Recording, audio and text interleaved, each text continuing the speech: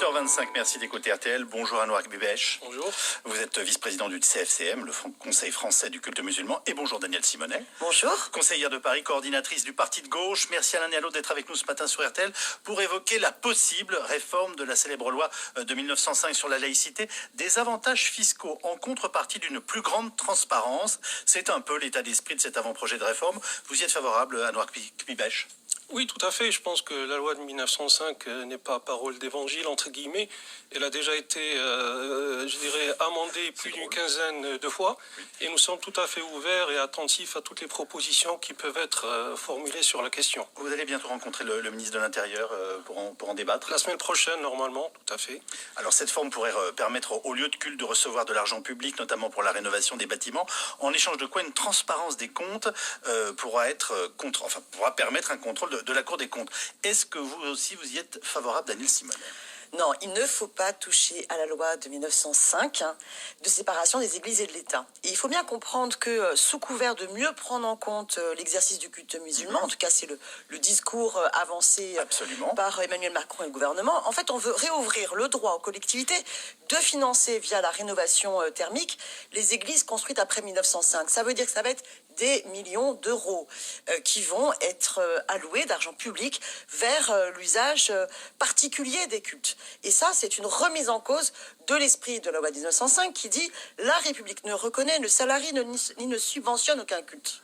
Mais ça veut peut-être dire qu'on est aussi dans une société qui a changé, qui a évolué. Le poids, par exemple, aujourd'hui, du culte musulman dans notre pays est devenu extrêmement important. Et ça change les rapports de force et notre capacité à vivre ensemble et à faire vivre les religions entre elles. On fait croire que ce sera pour les femmes et les hommes de confession musulmane qui peuvent par ailleurs très bien financer elles-mêmes leur culte, alors qu'en fait, dans la réalité, si vous regardez bien, le fait de pouvoir financer la rénovation thermique des édifices religieux, ça veut dire un nombre considérable d'églises construites après 1905, pour lesquelles vous avez un bon nombre de régions qui vont mettre des millions. Or, l'urgence, c'est quoi aujourd'hui? Mais l'urgence, c'est de défendre nos services publics, nos écoles, nos hôpitaux, de se battre contre l'habitat insalubre. Vous avez vu ce qui s'est passé à Marseille, catastrophique. C'est ça la priorité. C'est ce qui relève de l'intérêt général. L'argent public doit financer ce qui relève de l'intérêt général et non pas de ce qui relève du particulier. Et la question des religions, eh bien, la liberté de croire et de ne pas croire, ça relève de la sphère privée. Bon, Danielle Simonet est en train de vous dire, finalement, la religion, c'est privé, ça vous regarde et c'est à vous de vous débrouiller. Qu'est-ce que vous répondez? Il faut rappeler deux choses. La première, c'est qu'en 1905, l'islam n'était pas autour de la table de la République. Ça, c'est sûr. Il n'était pas sur la photo de famille. Maintenant, il y est.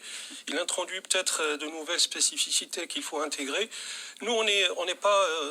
Et puis, l'autre remarque que je voulais faire, c'est que tous les édifices religieux qui datent d'avant 1905 sont déjà pris en charge par de l'argent public. Donc ce n'est qu'une extension d'une disposition qui existe déjà. Maintenant, il y a un point important, c'est qu'on est favorable à une modification, une évolution de la loi de 1905, mais à deux conditions. La première, c'est qu'il n'y ait pas d'amalgame, parce que dès qu'on parle d'islam, on parle d'islamisme, terrorisme, et ça pour nous c'est insupportable.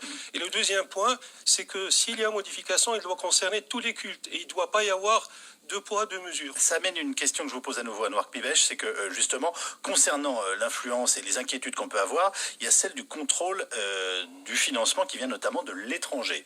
Est-ce que vous pensez qu'il faut mieux contrôler les influences étrangères dans le financement du culte, en particulier musulman, dans notre pays? Bon, je pense que vous pensez notamment à l'Église orthodoxe qui a reçu plus de 100 millions d'euros de la Russie. Et ça peut s'appliquer aussi en effet à l'Église orthodoxe. Tout à fait. Je pense que globalement, il y a une exigence de transparence. Les musulmans de France sont conscients, ils sont prêts à aller dans ce sens, notamment en faisant évoluer les associations gestionnaires de culte de loi 1901 à loi 1905, concernant la transparence des fonds. Le culte musulman pourrait vivre aujourd'hui dans notre pays sans ce financement? Oui, tout à fait, à condition qu'on lui donne les moyens. Et le CFCM a mis en place une association cultuelle qui s'appelle l'Association de financement et de soutien au culte musulman pour aller chercher l'argent où il se trouve, là, concernant le pèlerinage, le halal, les dons des fidèles. Et donc, on se donne les moyens pour notre autofinancement. Ce financement vous choque, celui qui vient de l'étranger? qu'il soit d'ailleurs pour l'orthodoxie. La mesure qui fuite pour l'instant concernant le contrôle des financements de l'étranger, j'y suis favorable. Voilà, c'est important. Là, il propose, je crois, de plafonner à 10 000 euros les dons provenant à la fois d'un État, d'une entreprise ou d'un particulier étranger, de le contraindre à une déclaration. Je pense que c'est une bonne chose. Ah ben donc finalement, vous acceptez d'amender cette loi de 1905, en tout cas. Alors, sur cette question. Ça ne nécessite pas forcément un amendement par ailleurs de la loi de 1905 pour mettre en pratique cela. Hein. Ce n'est pas nécessaire de toucher à la loi de 1905.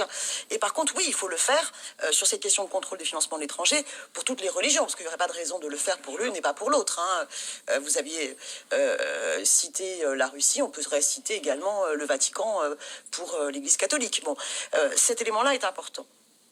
L'État a essayé d'organiser depuis très longtemps l'islam de France à Noirc-Bibeche, sans jamais en fait réellement y parvenir. Est-ce que vous pensez que c'est son rôle? Je vous parle de l'État. Mais justement, enfin, nous, on est tout à fait attachés à la laïcité, toute la laïcité, mais rien que la laïcité. Ce qui veut dire qu'il n'y a pas forcément besoin d'ingérence de l'État pour que le culte musulman s'organise. Les musulmans de France aujourd'hui sont majeurs et vaccinés. Ils savent comment s'organiser. Nous avons engagé un chantier de réforme du CFCM depuis 6 mois. Nous allons faire des propositions d'ici la fin d'année. Et l'État peut jouer le rôle de facilitateur, de régulateur, avec des lois justement qui cadrent un peu les activités des uns et des autres. Mais en aucun cas, il peut ou il doit dire à tel ou tel culte comment s'organiser. Daniel Simonet, le rôle de l'État dans finalement l'organisation du culte dans notre pays. Bien sûr que non. Je veux dire, ça n'est pas à l'État de s'immiscer dans le culte, ce n'est pas à l'État de s'immiscer dans les dogmes. Vraiment, je reprends cette phrase de voilà, l'État chez lui, l'Église chez elle. Voilà, ça me semble extrêmement important de rappeler cette séparation-là, extrêmement nécessaire. Mais il y a un autre aspect dans les mesures qui fuitent qui, moi, me choque, c'est la nécessité de réformer la police des cultes, où on a le sentiment qu'il va être plus clément pour les atteintes à la loi commise par les cultes que pour le fait de perturber un culte. Voilà, et ça me pose aussi un vrai souci. Merci beaucoup l'un et l'autre d'être venus débattre aujourd'hui sur l'antenne d'RTL. À Noirc-Bibeche, je rappelle que vous êtes vice-président du CFCM, le Conseil français du culte musulman, et que vous n'allez pas tarder à rencontrer le ministre de l'Intérieur, Daniel Simonet, conseillère de Paris, coordinatrice du parti de gauche.